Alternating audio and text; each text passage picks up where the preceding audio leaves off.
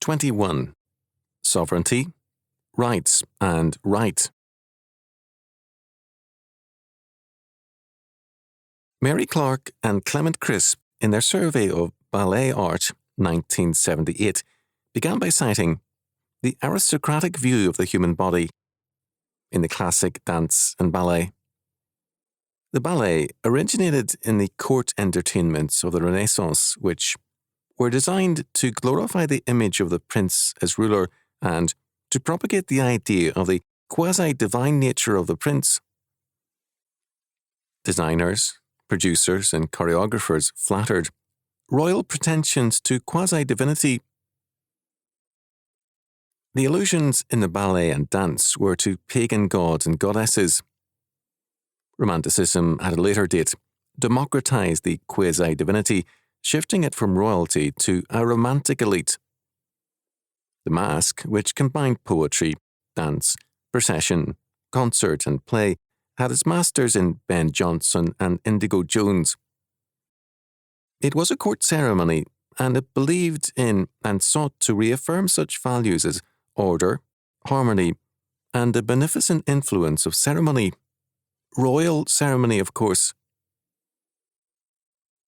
For Jonson, the Masque was a Platonic presentation which saw the earthly idea or form of being in royalty. In The Masque of Queens, February 2nd, 1609, Jonson celebrated the Queen, James I's spouse. But in the course of the Masque, had heroic virtue declared James to be a man who did cherish every great example contracted in yourself, and called him so ample a field of honour. He also spoke of the Queen as one in whom all the merits of past queens lived. The concluding sentence declared, her triumphs are forever. Greco-Roman ideas and gods and goddesses were prominent in the ballet, opera, plays, and masques. In time, however, humanism shifted the embodiment of the quasi-divinity to the artist and to elite men. Romanticism especially stressed this aspect, and poets like Shelley saw themselves as above other men. The sovereignty of kings was becoming, in part, the sovereignty of artists. Anti-Christianity figured prominently in this trend. Jean-Jacques Rousseau expressed this temper in the exaltation of natural man, man stripped of the corruptions of civilization. This led to a major interest in so-called primitive peoples as possessors of a natural truth and vitality.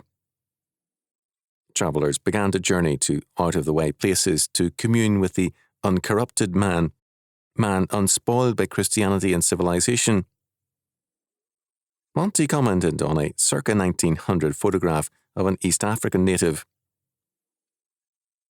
The European photographer seemed to find in the immobility and the dignified gestures of the African those lost gods that had been present throughout the century in German Romanticism, from Heine to Nietzsche. Another photograph in Monty's collection shows a black man and a naked white one lying on a rug, circa 1890.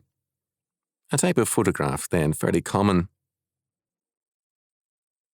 The Romantic myth held that primitive men and women were not only healthier, but also possessed greater sexual powers. Although repeatedly discredited, this myth would not die. Its religious roots were too deep. The unfettered, unchristianized man was, for all such romanticists, the source of unequaled natural powers. Primitive arts became very important to museums and to collectors.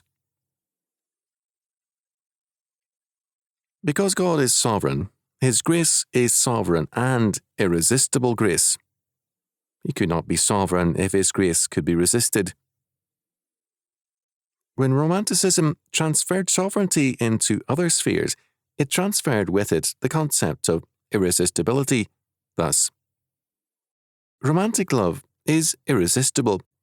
It has absolute priority over any other claim whatsoever: family ties, duty to country or to a cause, friendship. This was true in life as well as art. Dilgay destroyed his career. Parnell betrayed his country for Kitty O'Shea. The modern idea of revolution is an aspect of Romanticism, and Karl Marx is a telling example of this. Irresistibility is an attribute of true revolution, and the revolutionary elite, the dictatorship of the proletariat, or whatever else it may be called, is seen as the necessary and infallible voice of history. Because sovereignty is an attribute of the revolutionary elite, whatever steps are taken by such men are per se right. They represent the will of history, the general will, the people, the folk, or whatever else the revolution exalts as its justification. Related to this is the Romantic doctrine of rights. Rights is separated from God and is attached to the people, the state, the folk, or some like group. For John Locke, men living in the state of nature contracted together to establish civil government. As the original contracting party, man retained certain inalienable rights. The source of law and morality was thus transferred from God to man, and, given this man-centered view, it followed that this humanistic faith saw its beliefs as self-evident truths. To deny them was to deny the foundations of the new religion. After Darwin, however, historical and anthropological studies rendered this faith untenable. The post-Darwinian world could not validate any truth, nor any rights or rights, unless we say, since Darwin, it would appear from applying this method that it was an inalienable and natural right of man to swing from trees. The doctrine of rights is still very powerful, and its main area of power is among newcomers to social power, minority groups in particular. Its content grows vaguer as its political power increases. Shortly after World War II, then Chief Justice of the U.S. Supreme Court, Frederick Moore Vinson, declared, "Nothing is more certain in modern society than the principle that there are no absolutes." The courts since then have functioned on that premise. When right disappears from a society, what then remains is naked sovereignty, the raw exercise of power. This is what increasingly prevails today around the world. In any Christian sense, right is only an echo now in the councils of state. A moral power governs and relegates morality to the realm of myth.